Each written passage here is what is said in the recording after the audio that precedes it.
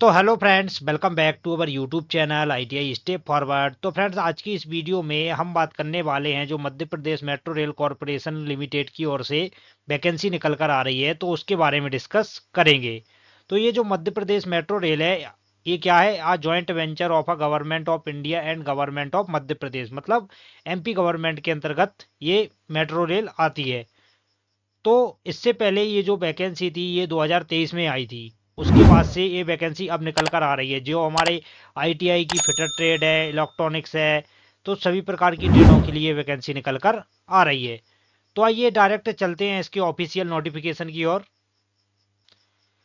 तो जैसा कि आप देख सकते हैं, Madhya Pradesh metro rail corporation limited requirement notification for various post, ये कब पब्लिश हुआ है? तो ये 7/1/2025 को पब्लिश हुआ है। तो क्या बोल रहा है? Madhya Pradesh metro rail corporation limited a joint venture of government of India and government of Madhya Pradesh is implementing Bhopal metro rail projects and Indore metro rail project in the state of Madhya Pradesh. मतलब ये जो वैकेंसी है ये भोपाल मेट्रो रेल प्रोजेक्ट और Indore metro rail project से निकल कर आ रही है।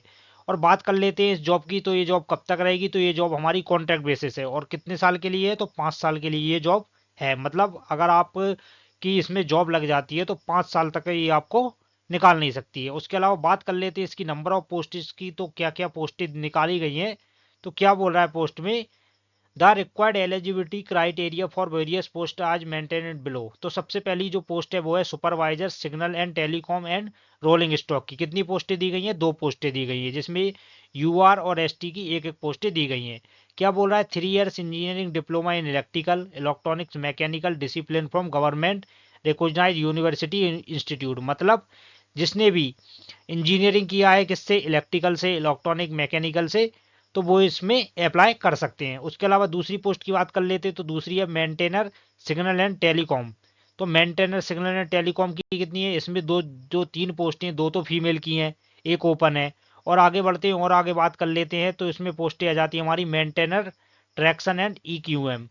तो क्या बोल रहा है? मैट्रिकुलेशन पास, मतलब इसमें हमारे पास आईटीआई एनसीबीटी एससीबीटी से पास किया होना चाहिए, चाहे वो इलेक्ट्रीशियन ट्रेड से हो, इलेक्ट्रॉनिक से हो, मशीन से हो, फिटर से हो, refrigeration and AC mechanic from government recognised institute, तो इससे होना चाहिए। उसके अलावा बात कर लेते हैं सुपरवाइजर ट्रैक की। तो ओबीसी की एक पोस्ट दी गई है इसमें। मेंटेनर ट्रैक की बात कर लेते हो तो मेंटेनर ट्रैक में 7 पोस्टें दी गई हैं।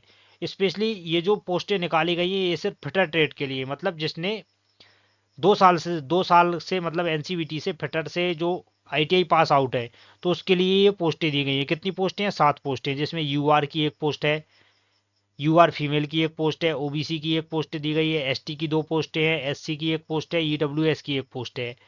तो इस प्रकार ये पोस्टें बांटी गई हैं। मेंटेनर वर्क्स की पोस्ट है, स्टोर असिस्टेंट की पोस्ट दी गई है, एचआर असिस्टेंट की है, अकाउंटेंट एंड असिस्टेंट फाइनेंस की पोस्ट है। उसके अलावा आगे बढ़ते हैं, पे स्केल की बात कर लेते हैं। तो क्या बोल रहा है? पे scale and grade applicable for various पोस्टें।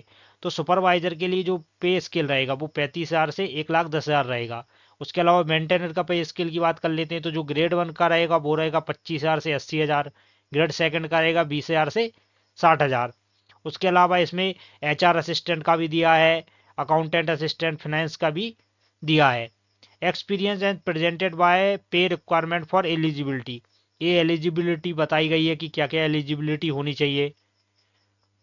उसके अलावा आगे बढ़ते हैं हम नोटिफिकेशन में। तो आगे क्या बोल रहा है? अगर बात कर लेते हैं हम एज लिमिट की। तो क्या बोल रहा है? जो एज लिमिट है उस वो हमें 18 से 40 साल तक दी गई है।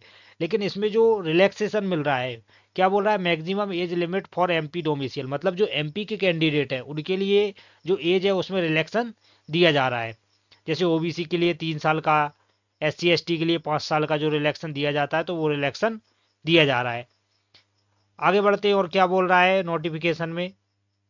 अगर इसकी फॉर्म फिलिंग की बात करें तो 15 जनवरी से इसके फॉर्म स्टार्ट हो गए हैं, जो कि 10 फरवरी तक डलेंगे। तो जो भी इंटरेस्टेड कैंडिडेट है, अगर एमपी मेट्रो में जॉब करना चाहते हैं तो बहुत अच्छी अपॉर्चुनिटी है, आप इसमें अप्लाई कर सकते हैं। जनरल कंडीशन की बात कर लेते हैं। तो क्या बोला है? The number of post indicated अब may very based on further assignment of requirement metro means metro rail system.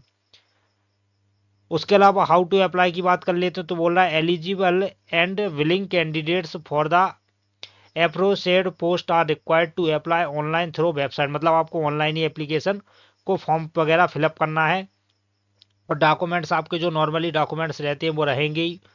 उसके अलावा पोर्टल चार्जेस की बात कर लेते हैं, और पेमेंट और पोर्टल चार्जेस।